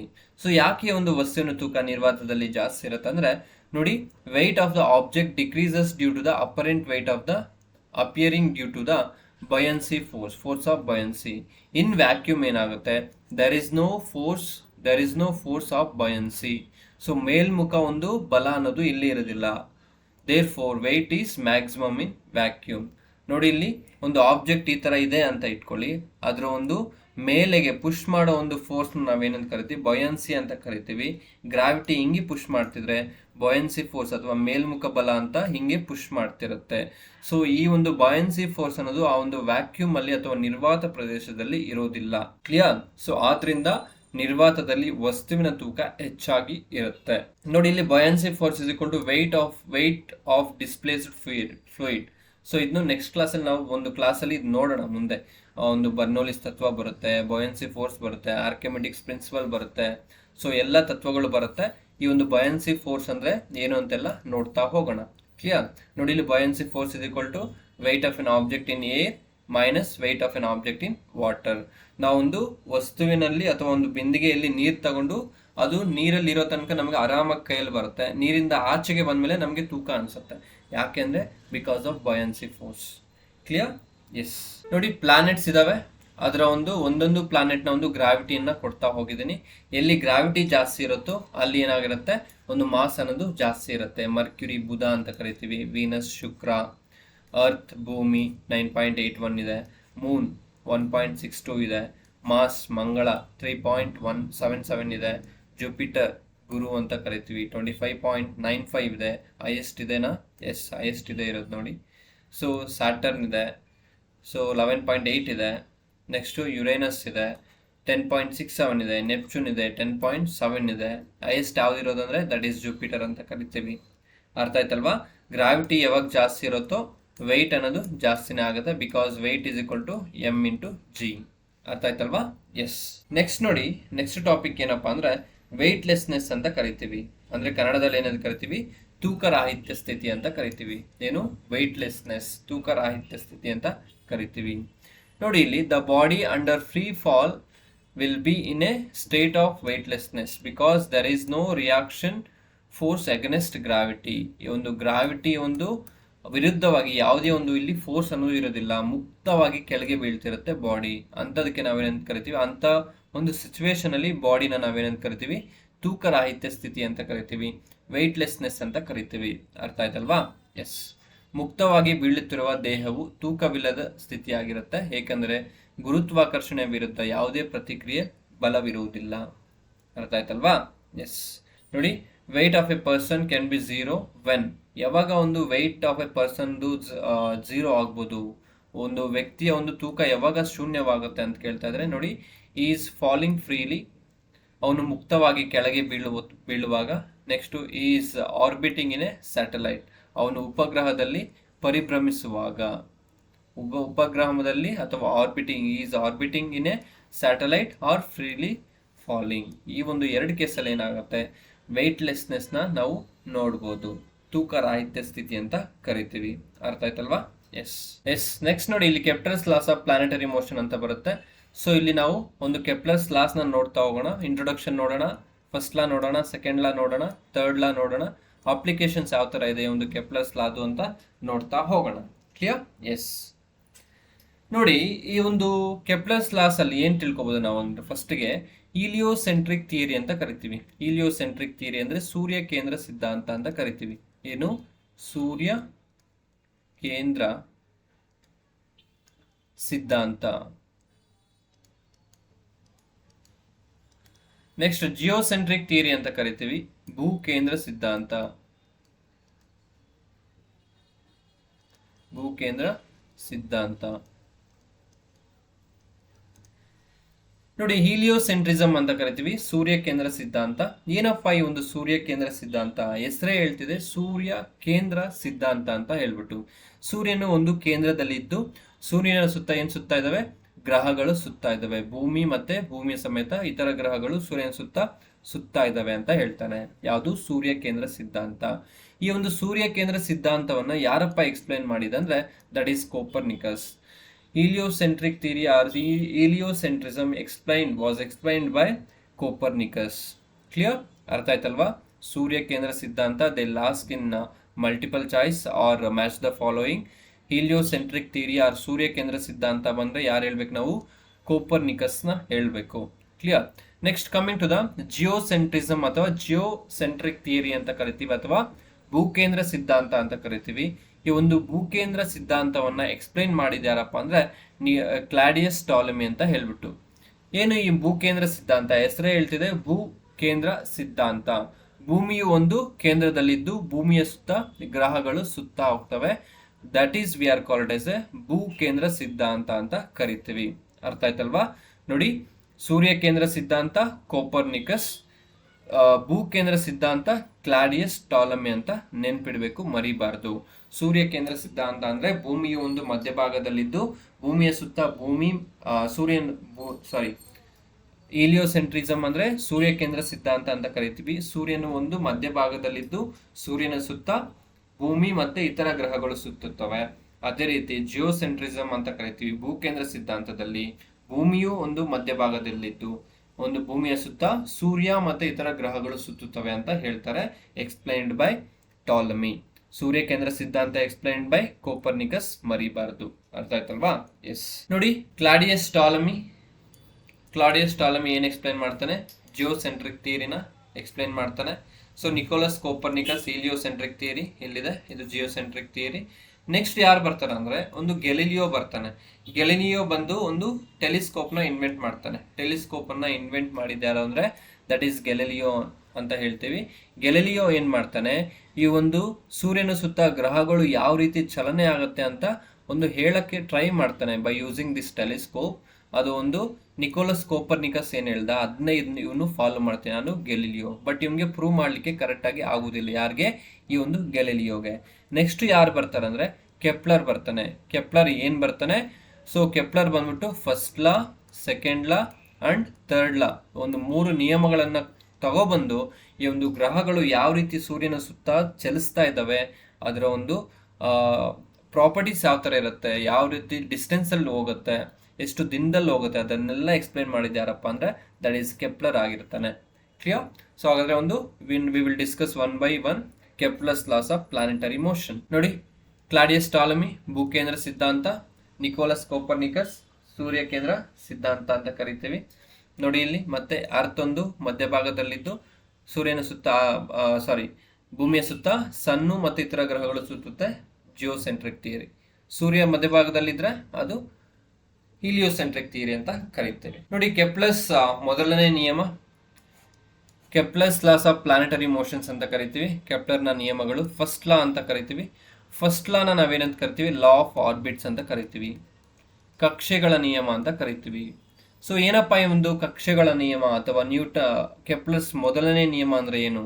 All planets revolving around the sun in the elliptical orbit. Sun is having one of the foci. So ನೋಡಿ, ಸೂರ್ಯನು ಒಂದು ಕೇಂದ್ರ ಬಿಂದುವಿನಲ್ಲಿದ್ದು ಎಲ್ಲಾ ಗ್ರಹಗಳು ಸೂರ್ಯನ ಸುತ್ತ ಸುತ್ತುತ್ತವೆ. ಯಾವ ರೀತಿ ಸುತ್ತುತ್ತವೆ? ಅಂಡಾಕಾರದ ಕಕ್ಷೆಗಳಲ್ಲಿ ಸುತ್ತುತ್ತವೆ. ಸೊ ಏನಪ್ಪಾ ಅಂದ್ರೆ ಈ ತರ ಒಂದು ಸರ್ಕಲ್ಗೆ ಯಾವಾಗ ಏನಿರುತ್ತೆ? 2 ಫೋಕೈ ಇರುತ್ತೆ. ಎಲಿಪ್ಟ್ಗೆ 2 ಫೋಕೈ ಇರುತ್ತೆ. ಒಂದು ಇಲ್ಲಿರುತ್ತೆ, ಒಂದು ಇಲ್ಲಿರುತ್ತೆ. ಸೊ ಸೂರ್ಯನು ಯಾವುದೇ ಒಂದು ಫೋಕೈ ಅಲ್ಲಿ ಇರ್ಬೋದು, ಇಲ್ಲಾದ್ರೂ ಇರ್ಬೋದು, F2 ಅಲ್ಲಾದ್ರೂ ಇರ್ಬೋದು. ಸದ್ಯಕ್ಕೆ ಇಲ್ಲಿದ್ದಾನೆ. ಸೂರ್ಯನು ಒಂದು ಕೇಂದ್ರ ಬಿಂದು ಇಲ್ಲಿ ಇದ್ದಾನೆ, ಕೇಂದ್ರ ಬಿಂದುವಲ್ಲಿದ್ದು ಸೂರ್ಯನ ಸುತ್ತ ಗ್ರಹಗಳು ಅಥವಾ ಭೂಮಿ ಸೇರಿದಂತೆ ಇತರ ಗ್ರಹಗಳು ಯಾವ ರೀತಿ ಸುತ್ತಾ ಇದೆ ಅಂದ್ರೆ ಎಲಿಪ್ಟಿಕಲ್ ಆರ್ಬಿಟಲ್ ಅಥವಾ ಅಂಡಾಕಾರದಲ್ಲಿ ಸುತ್ತಾ ಇದಾವೆ ಅಂತ ಹೇಳ್ತಾರೆ Kepler's first law. Kepler's first law is also known as law of orbits ಅಂತ ಕರಿತೀವಿ, ಕಕ್ಷೆಗಳ ನಿಯಮ ಅಂತ ಕರಿತೀವಿ. ಯಾವ ರೀತಿ ಕಕ್ಷೆಗಳಲ್ಲಿ ಸುತ್ತಾ ಇದಾವೆ ಅಂತ ಎಕ್ಸ್ಪ್ಲೈನ್ ಮಾಡ್ತೇನೆ. ಅದಕ್ಕೆ ಇದನ್ನ ನಾವೇನಂತ ಕರಿತೀವಿ, ಲಾ ಆಫ್ ಆರ್ಬಿಟ್ಸ್ ಅಂತ ಕರಿತೀವಿ ಅಥವಾ ಕಕ್ಷೆಗಳ ನಿಯಮ ಅಂತ ಕರಿತಾ ಹೋಗ್ತೀವಿ. ಕ್ಲಿಯರ್? ಎಸ್. ನೋಡಿ, ಇಲ್ಲಿ ಸೂರ್ಯ ಒಂದು ಕೇಂದ್ರ ಬಿಂದುವಲ್ಲಿದ್ದು ಗ್ರಹಗಳು ಅದರ ಸುತ್ತಾ ಇದಾವೆ. ಯಾವ ರೀತಿ ಸುತ್ತಾ ಇದಾವೆ? ಅಂಡಾಕಾರದಲ್ಲಿ ಸುತ್ತಾ ಇದ್ದಾವೆ. ಅರ್ಥ ಆಯ್ತಲ್ವಾ? Yes. Coming to the Kepler's second law, ಕೆಪ್ಲರ್ನ ಎರಡನೇ ನಿಯಮ ಅಂತ ಹೇಳ್ತೀವಿ. ನೋಡಿ, the radius vector drawn from the sun to the planet sweeps out equal areas in equal interval of time ಅಂತ ಕರಿತೀವಿ. ಅಂದ್ರೆ ಸೂರ್ಯನಿಂದ ಗ್ರಹಕ್ಕೆ ಎಳೆದ ಕಾಲ್ಪನಿಕ ರೇಖೆಯು ಸಮಾನ ಕಾಲಾವಧಿಯಲ್ಲಿ ಸಮಾನ ಕ್ಷೇತ್ರವನ್ನು ಚಲಿಸುವಂತೆ ಗ್ರಹಗಳು ಚಲಿಸ್ತವೆ. ಅಂದ್ರೆ ಫಾರ್ ಎಕ್ಸಾಂಪಲ್ ನೋಡಿ, ಸದ್ಯಕ್ಕೆ ಪ್ಲಾನೆಟ್ ಇಲ್ಲಿದೆ. ಸೊ ಯಾವ ಪೊಸಿಷನ್ ಅಲ್ಲಿದೆ? ಎ ಪೊಸಿಷನ್ ಅಲ್ಲಿದೆ. ಸೊ ಇಲ್ಲಿ ಏನಿದೆ? ಬಿ ಪೊಸಿಷನ್ ಅಲ್ಲಿ ಇದೆ. ಫಾರ್ ಎಕ್ಸಾಂಪಲ್ ಇದು 1 ಮಂತ್ಗೆ ಅಂತ ಇಟ್ಕೊಳ್ಳಿ. 1 ಮಂತ್ ಕ್ಲಿಯರ್? 1 ಮಂತ್ಗೆ ಇಲ್ಲಿಂದ ಇಲ್ಲಿಗೆ ಬಂದಿದೆ ಅಂತ ಇಟ್ಕೊಳ್ಳಿ. ಸೊ ಡಿಸ್ಟೆನ್ಸು ತುಂಬ ಇದೆ, ಜಾಸ್ತಿ ಇದೆ. ಸೊ ಅದೇ ಇಲ್ಲಿ ಬನ್ನಿ, ಇಲ್ಲಿ ಸೂರ್ಯನಿಂದ ದೂರ ಇದೆ ಪ್ಲಾನೆಟ್. ಡಿಸ್ಟೆನ್ಸ್ ಏನಿದೆ ಅದೇ ಎ ಡ್ಯಾಶ್ ಇಂದ ಬಿ ಡ್ಯಾಶ್ ಅಷ್ಟು ಡಿಸ್ಟೆನ್ಸ್ ಇದೆ. ನೋಡಿ, ಇಲ್ಲಿ ಕಡಿಮೆ ದೂರ ಚಲಿಸಿದೆ. ಇಲ್ಲೂ 1 ಮಂತ್ ಇಟ್ಕೊಳ್ಳಿ. ಕ್ಲಿಯರ್? ಸೊ 1 ಮಂತ್ ಅಲ್ಲಿ ಇಲ್ಲಿಂದ ಇಲ್ಲಿಗೆ ಚಲಿಸಿದೆ, ದೂರ ಒಂದು ಟ್ರಾವೆಲ್ ಮಾಡಿದೆ. ಇಲ್ಲಿ ನೋಡಿದ್ರೆ ಕಡಿಮೆ ಟ್ರಾವೆಲ್ ಮಾಡಿದೆ 1 ಮಂತ್ ಅಲ್ಲಿ. ಅದೇ ಹೇಳ್ತಾ ಇರೋದು, ಸೂರ್ಯನಿಂದ ಗ್ರಹಕ್ಕೆ ಎಳೆದ ಕಾಲ್ಪನಿಕ ರೇಖೆಯು ಈ ಒಂದು ಕಾಲ್ಪನಿಕ ರೇಖೆ ಆಗಿರುತ್ತೆ. ಸಮಾನ ಕಾಲಾವಧಿಗಳಲ್ಲಿ ಸಮಾನ ಕ್ಷೇತ್ರವನ್ನು ಕ್ರಮಿಸುವಂತೆ ಗ್ರಹಗಳು ಚಲಿಸುತ್ತವೆ. ಅಂದ್ರೆ ಇಲ್ಲಿಂದ ಇಲ್ಲಿಗೆ ಇದೆಷ್ಟು ಸರ್ಫೇಸ್ ಇರುತ್ತೆ, ಏರಿಯಾ ಇರುತ್ತೆ, ಅಷ್ಟೇ ಏರಿಯಾ ಇದು ಇರುತ್ತೆ. ಬಟ್ ಕಡಿಮೆ ಚಲಿಸಿರ್ಬೋದು, ಬಟ್ ಏರಿಯಾ ಅನ್ನೋದು ಸೇಮ್ ಇರುತ್ತೆ. ಕ್ಲಿಯರ್? ನೋಡಿ, ಇಲ್ಲಿ ಈ ಒಂದು ಡಯಾಗ್ರಾಮ್ ಅಲ್ಲಿ ನೋಡಿ, ಇಲ್ಲಿಂದ ಇಲ್ಲಿಗೆ ಏನಾಗಿದೆ? ಇಲ್ಲಿಂದ ಇಲ್ಲಿಗೆ ಚಲಿಸ್ತಾ ಇದೆ. ಒನ್ ಡೇ ಅಲ್ಲಿ ತಗೊಂಡಿದ್ದಾರೆ. ಇಲ್ಲಿಂದ ಇಲ್ಲಿಗೇನು ತಗೊಂಡಿದ್ದಾರೆ, ಬಟ್ ಏರಿಯಾ ಅನ್ನೋದು ಸೇಮ್ ಇರುತ್ತೆ. ಇಲ್ಲಿಂದ ಇಲ್ಲಿ ಎಷ್ಟು ಏರಿಯಾ ಇರುತ್ತೋ ಇಲ್ಲಿಂದ ಇಲ್ಲಿಗೆ ಅಷ್ಟೇ ಏರಿಯಾ ಅನ್ನೋದು ಇರುತ್ತೆ. ಸೊ ಅದಕ್ಕೆ ಈ ಒಂದು ಕೆಪ್ಲರ್ಸ್ನ ಎರಡನೇ ನಿಯಮ ಏನಂತ ಕರಿತೀವಿ? ಲಾ ಆಫ್ ಈಕ್ವಲ್ ಏರಿಯಾ ಅಂತ ಕರಿತೀವಿ. ಸಮಾನ ಪ್ರದೇಶಗಳ ನಿಯಮ ಅಂತ ಕರಿತೀವಿ. ಯಾವುದು? ಸಮಾನ ಪ್ರದೇಶಗಳ ನಿಯಮ. Clear? So Kepler's second law is also known as law of equal areas or ಸಮಾನ ಪ್ರದೇಶಗಳ ನಿಯಮ ಅಂತ ಕರಿತೀವಿ. ನೆನ್ಪಿಡ್ಬೇಕು. ಕ್ಲಿಯರ್? ಎಸ್. ನೆಕ್ಸ್ಟ್ ನೋಡಿ, ಒಂದು ಇಂಪಾರ್ಟೆಂಟ್ ಪಾಯಿಂಟ್ ಏನು ಅಂದ್ರೆ, ಸೂರ್ಯನ ಸಮೀಪವಿದ್ದಾಗ ಗ್ರಹದ ವೇಗ ಹೆಚ್ಚಾಗುತ್ತದೆ ಮತ್ತು ಸೂರ್ಯನಿಂದ ದೂರ ಹೋದಂತೆ ಗ್ರಹದ ವೇಗ ಕಡಿಮೆ ಆಗ್ತಾ ಹೋಗುತ್ತೆ. ಸೊ ಇಲ್ಲಿ ನೋಡಿ, ಇದೊಂದು ಸೂರ್ಯ ಅಂತ ಇಟ್ಕೊಳ್ಳಿ, ಇದೊಂದು ಪ್ಲಾನೆಟ್ ಬರ್ತದೆ. ಇಲ್ಲಿ ಸೂರ್ಯನಿಗೆ ಹತ್ರ ಬಂದಂಗೆಲ್ಲ ಏನಾಗುತ್ತೆ, ಇದು ಫಾಸ್ಟ್ ಆಗಿ ಮೂವ್ಮೆಂಟ್ ಆಗ್ಲಿಕ್ಕೆ ಟ್ರೈ ಮಾಡುತ್ತೆ. ಸೊ ತುಂಬಾ ದೂರ ಚಲಿಸುತ್ತೆ. ಸೊ ದೂರ ಹೋದಂಗೆಲ್ಲ ಏನಾಗುತ್ತೆ, ಡಿಸ್ಟೆನ್ಸ್ ಅನ್ನೋದು ಜಾಸ್ತಿ ಆಗುತ್ತೆ, ಸ್ಪೀಡ್ ಅನ್ನೋದು ಕೂಡ ಕಡಿಮೆ ಆಗ್ತಾ ಹೋಗುತ್ತೆ. ಸೊ ಸೂರ್ಯನಿಗೆ ಗ್ರಹ ಹತ್ತಿರವಾಗಿದ್ರೆ ಫಾಸ್ಟ್ ಆಗಿ ಚಲಿಸುತ್ತೆ, ದೂರವಾಗಿದ್ರೆ ಅಥವಾ ಡಿಸ್ಟೆನ್ಸ್ ತುಂಬಾ ಇದ್ರೆ ಒಂದು ಸ್ಲೋ ಆಗಿ ಚಲಿಸುತ್ತೆ ಅಂತ ಹೇಳಲಿಕ್ಕೆ ಬಯಸ್ತಿದ್ದಾರೆ. ಕ್ಲಿಯರ್? ಎಸ್. ನೆಕ್ಸ್ಟ್ ನೋಡಿ, ಕೆಪ್ಲರ್ಸ್ನ ಮೂರನೇ ನಿಯಮ ಅಂತ ಕರಿತೀವಿ, ಕೆಪ್ಲರ್ಸ್ ಥರ್ಡ್ ಲಾ ಅಂತ ಹೇಳ್ಬಿಟ್ಟು. ಸೊ ನೋಡ್ತಾ ಹೋಗುವ, the square of time period of revolution of planet around the sun in elliptical orbit is directly proportional to the cube of semi major axis ಅಂತ ಕರಿತೀವಿ. ಅಂದ್ರೆ ಸೂರ್ಯನಿಂದ ಗ್ರಹಕ್ಕೆ ಇರುವ ಸರಾಸರಿ ದೂರದ ಘನವು ಪರಿಭ್ರಮಣ ಅವಧಿಯ ವರ್ಗಕ್ಕೆ ಅನುಪಾತವಾಗಿರುತ್ತದೆ. ಸೂರ್ಯನಿಗೆ ಹತ್ತಿರವಿರುವ ಕಕ್ಷೆಗಳಲ್ಲಿ ಗ್ರಹಗಳು ಸೂರ್ಯನ ಸುತ್ತಲೂ ಕಡಿಮೆ ಅವಧಿಯನ್ನು ತೆಗೆದುಕೊಳ್ಳುತ್ತೆ. ಫಾರ್ ಎಕ್ಸಾಂಪಲ್ ಬುಧ ಅಂತ ಕರಿತೀವಲ್ಲ, ಬುಧ ಗ್ರಹ ಮತ್ತೆ ಭೂಮಿಗಳಲ್ಲಿ ಬುಧ ಗ್ರಹವು ಸೂರ್ಯನನ್ನು ಬೇಗ ಸುತ್ತುತ್ತೆ. ಯಾಕೆಂದ್ರೆ ಅದು ಸೂರ್ಯನಿಗೆ ಹತ್ರ ಇದೆ. ಸೊ ಸ್ಪೀಡ್ ಅನ್ನೋದು ಜಾಸ್ತಿ ಇರುತ್ತೆ. ಕ್ಲಿಯರ್? ಸೊ ಇಲ್ಲಿ ನಾವು ಟೈಮ್ ಪೀರಿಯಡ್ ಬಗ್ಗೆ ಮಾತಾಡ್ತಿದ್ವಿ. ಈ ಒಂದು ಕೆಪ್ಲರ್ಸ್ ಮೂರನೇ ನಿಯಮದಲ್ಲಿ ನಾವು ಟೈಮ್ ಪೀರಿಯಡ್ ಬಗ್ಗೆ ಮಾತಾಡ್ತಿದ್ವಿ. ಅದಕ್ಕೆ ಕೆಪ್ಲರ್ಸ್ನ ಮೂರನೇ ನಿಯಮಕ್ಕೆ ಏನಂತ ಕರಿತೀವಿ? ಲಾ ಆಫ್ ಪೀರಿಯಡ್ಸ್ ಅಂತ ಕರಿತೀವಿ. ಏನು? ಲಾ ಆಫ್ ಪೀರಿಯಡ್ಸ್ ಅಂತ ಕರಿತೀವಿ. ಸೊ ಅವಧಿಗಳ ನಿಯಮ ಅಂತ ಹೇಳ್ಬಿಟ್ಟು, ಅವಧಿಗಳ ನಿಯಮ. ಅರ್ಥ ಆಯ್ತಲ್ವಾ? ಎಸ್. ನೋಡಿ, ಇಲ್ಲಿ ಇದೊಂದು ಈಕ್ವೇಶನ್ ಬರುತ್ತೆ. t² is proportional to a³ ಅಂತ ಹೇಳ್ಬಿಟ್ಟು ಇದೊಂದು ಈಕ್ವೇಶನ್ ನಾವು ನೆನ್ಪಿಡ್ಬೇಕು. ಅರ್ಥ ಆಯ್ತಲ್ವಾ? ಎಸ್. ಸೊ ನೀವು ಕೆಪ್ಲರ್ಸ್ ಮೊದಲನೇ ನಿಯಮ ಏನಂತ ಕರಿತೀವಿ? ಲಾ ಆಫ್ ಆರ್ಬಿಟ್ಸ್ ಅಂತ ಕರಿತೀವಿ, ಕಕ್ಷೆಗಳ ನಿಯಮ ಅಂತ ಕರಿತೀವಿ. ಕೆಪ್ಲರ್ಸ್ ಸೆಕೆಂಡ್ ಲಾಗೆ ನಾವೇನಂತ ಕರಿತೀವಿ? ಲಾ ಆಫ್ ಈಕ್ವಲ್ ಏರಿಯಾಸ್ ಅಂತ ಕರಿತೀವಿ, ಸಮಾನ ಪ್ರದೇಶಗಳ ನಿಯಮ ಅಂತ ಕರಿತೀವಿ. ಸೊ ಕೆಪ್ಲರ್ಸ್ ಮೂರನೇ ನಿಯಮಕ್ಕೆ ಏನಂತ ಕರಿತೀವಿ? ಲಾ ಆಫ್ ಪೀರಿಯಡ್ಸ್ ಅಂತ ಕರಿತೀವಿ, ಅವಧಿಗಳ ನಿಯಮ ಅಂತ ಕರಿತೀವಿ. ನೆನ್ಪಿಡ್ಬೇಕು. ನೋಡಿ, ಇಲ್ಲಿ ಸೂರ್ಯನಿಗೆ ಹತ್ತಿರವಿರುವ ಕಕ್ಷೆಗಳಲ್ಲಿ ಗ್ರಹಗಳು ಸೂರ್ಯನ ಸುತ್ತಲೂ ಕಡಿಮೆ ಅವಧಿ ತಗೊಳ್ಳುತ್ತೆ. ಫಾರ್ ಎಕ್ಸಾಂಪಲ್ ನೋಡಿದ್ವಲ್ಲ, ಇಲ್ಲಿ ಬುಧ ಗ್ರಹ, ಭೂಮಿಗಳಲ್ಲಿ ಬುಧ ಗ್ರಹವು ಸೂರ್ಯನನ್ನು ಬೇಗ ಸುತ್ತುತ್ತದೆ. ನೆನ್ಪಿಡ್ಬೇಕು. ಕ್ಲಿಯರ್? ಎಸ್. ನೋಡಿ, ಇಲ್ಲಿ ಅಪ್ಲಿಕೇಶನ್ಸ್ ಆಫ್ ಕೆಪ್ಲರ್ಸ್ ಲಾ, ಈ ಒಂದು ಕೆಪ್ಲರ್ಸ್ ನಿಯಮದ ಒಂದು ಅನ್ವಯಗಳೇನು, ಎಲ್ಲೆಲ್ಲಿ ಯೂಸ್ ಆಗುತ್ತೆ ಅಂತ ಹೇಳ್ಬಿಟ್ಟು. It is helpful for discover new planets, ಒಂದು ಹೊಸ ಗ್ರಹಗಳ ಅನ್ವೇಷಣೆಗೆ ಸಹಾಯವಾಗುತ್ತೆ. ಯಾವುದು? ಈ ಒಂದು Kepler. To find the orbit of the satellite, ಕೃತಕ ಉಪಗ್ರಹಗಳ ಒಂದು ಕಕ್ಷೆಯನ್ನು ಪತ್ತೆ ಹಚ್ಚಲು ಈ ಒಂದು ಕೆಪ್ಲರ್ನ ಒಂದು ನಿಯಮಗಳು ಸಹಕಾರಿಯಾಗಿದ್ದಾವೆ. ನೆನ್ಪಿಡ್ಬೇಕು. ಕ್ಲಿಯರ್? ಎಸ್. ಎಸ್. ನೋಡಿ friends, this is all about today's class. ನಾವು ಇವತ್ತು ಗ್ರಾವಿಟೇಷನ್ ಬಗ್ಗೆ ಇನ್ ಡೀಟೇಲ್ ಆಗಿ ತಿಳ್ಕೊಳ್ತಾ ಹೋಗಿದ್ದೀವಿ. ಸೊ ನೆಕ್ಸ್ಟ್ ಕ್ಲಾಸಲ್ಲಿ ಮತ್ತೊಂದು ಚಾಪ್ಟರ್ ಬಗ್ಗೆ ನೋಡ್ತಾ ಹೋಗೋಣ. Thank you.